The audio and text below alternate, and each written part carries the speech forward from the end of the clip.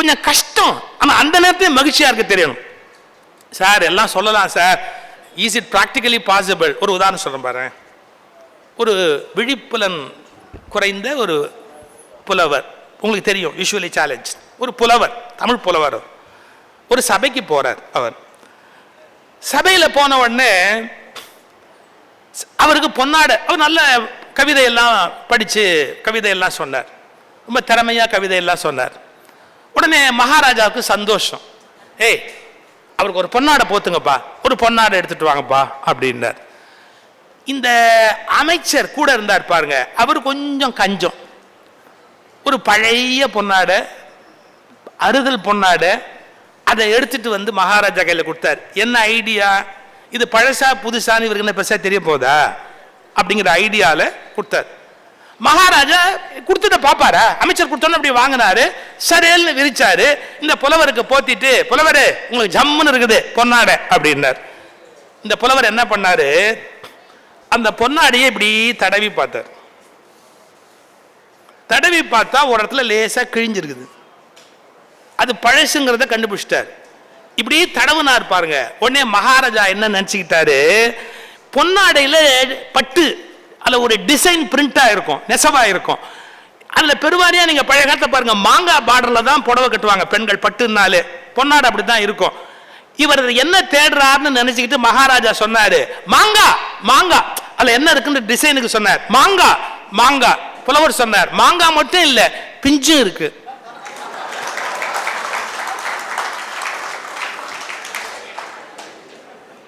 இதை விட சர்க்காஸ்டிக்கா வெளிப்படுத்த முடியுமா?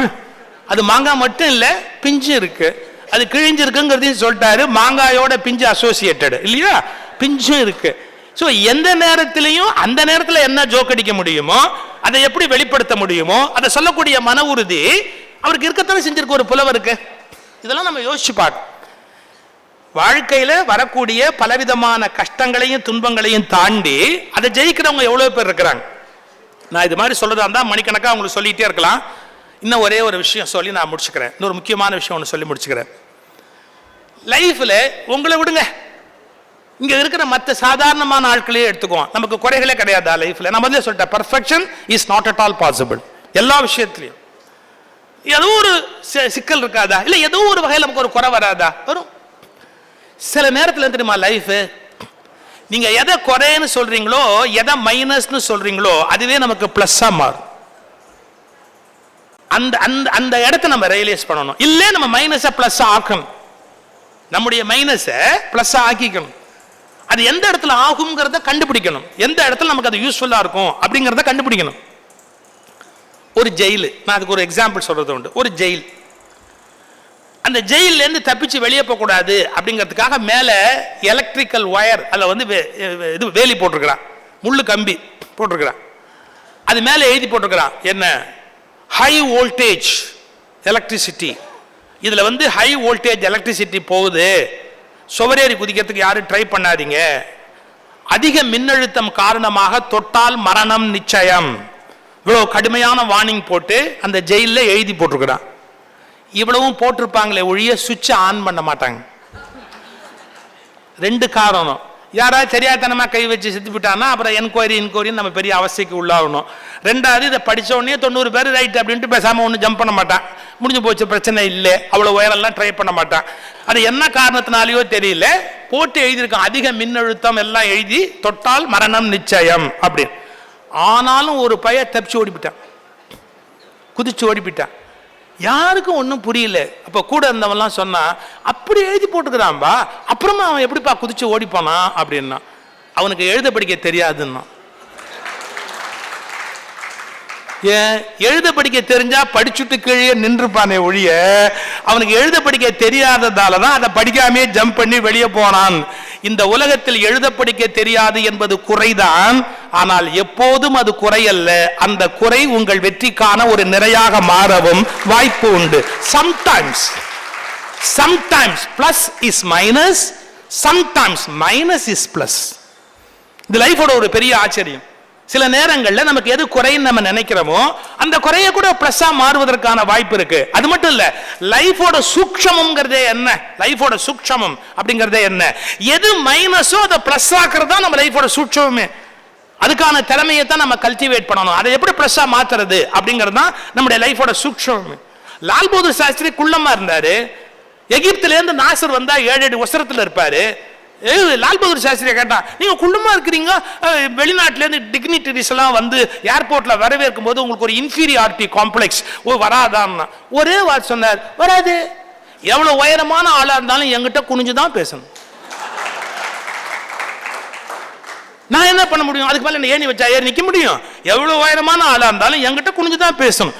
சார், நம்முடைய குறைகளை பட்டியல் போட்டுக்கிட்டே இருந்தா நாள் கணக்கா போடலாம். என்னென்ன எனக்கு இல்லைன்னு ஒரு லிஸ்ட் எழுதி பார்த்தா நாள் கணக்கா போடலாம். ஒரு ஹெச்ஆர் ட்ரைனர் ஒருத்தர், அவர் ஒரு கம்பெனிக்கு வந்தாரு. ஆளுக்கு 2 பேப்பர் கொடுத்தாரு. ஒவ்வொருத்தையும் உங்க பிளஸ் எல்லாம் எழுதுங்க, உங்க மைனஸ் எல்லாம் எழுதுங்க அப்படின்னு ஒரு பேப்பர் கொடுத்தாரு. கொடுத்துட்டு திருப்பி வாங்கிக்கிட்டு ஒவ்வொருத்தரையா பார்க்கிறார். ஒருத்தர் என்ன பண்ணிருக்கிறாரு, மைனஸ் முழுக்க எழுதியிருக்கிறார். எனக்கு லைஃப்ல கடன் கொடுக்க வேண்டிய கொடுக்கல, அப்புறம் இது நடக்கல அது நடக்கல எல்லாம் எழுதியிருக்கிறார். பிளஸ் ஒண்ணுமே எழுதாம பேப்பர் கொடுத்தாரு. ஒண்ணுமே எழுதல, வெறும் பேப்பர் கொடுக்கிறார். இந்த ஹெச்ஆர் ட்ரைனர் இந்த பேப்பரை எப்படி எப்படி திருப்பி பார்த்துட்டு, மன்னிச்சுக்கங்க இப்படி ஒரு வார்த்தை சொல்லக்கூடாது, ஆனா நீங்க வழி இல்லை, உங்க பொண்டாட்டி ஓடிப்பிட்டாளான்னு கேட்டாரு. அவனுக்கு கோவம் வந்து, என்ன நினைச்சுக்கிட்டு இருக்கீங்க, மரியாதை இல்லாம பேசுறீங்க. அப்ப பிளஸ்ல எழுதல, என் மனைவி என்னோடு துணையா இருக்கிறாள் என்பதை விட பிளஸ் இந்த உலகத்துல வேற ஒண்ணு இருக்க முடியுமா? அதை ஏன் எழுதணும்னு உங்களுக்கு தோணல? Take it for granted. என்ன, நம்மளோட 20 வருஷம் இருந்துட்டாலேயே அது என்னமோ அவருடைய பெர்மனன்ட் டியூட்டின்னு முடிவு பண்றதா?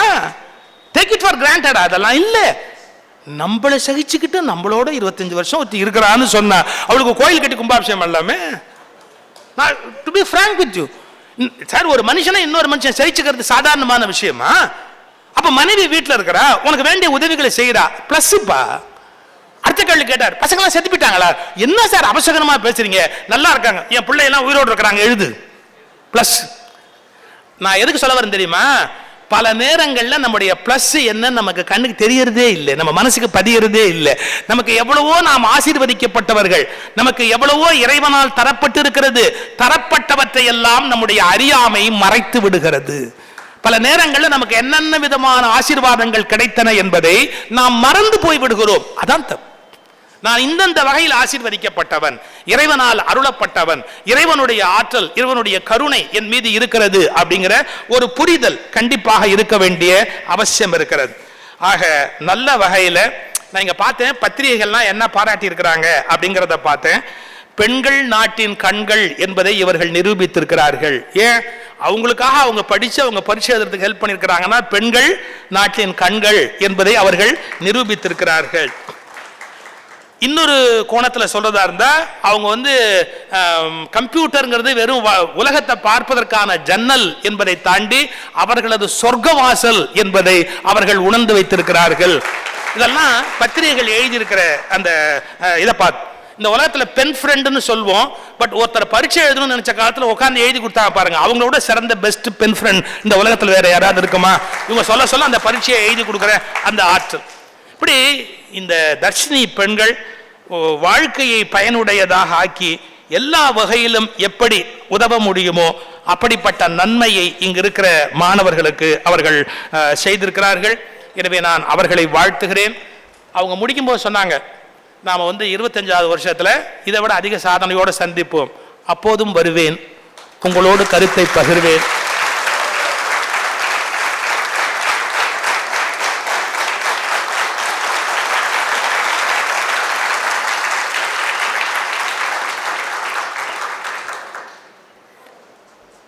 உங்களில் இன்னும் வெற்றி பெற்றவர்களை, இரு கண்களுக்கு அப்பால் நெற்றிக்கண் திறந்தவர்களை பார்க்க விரும்புகிறேன். நன்றி, வணக்கம்.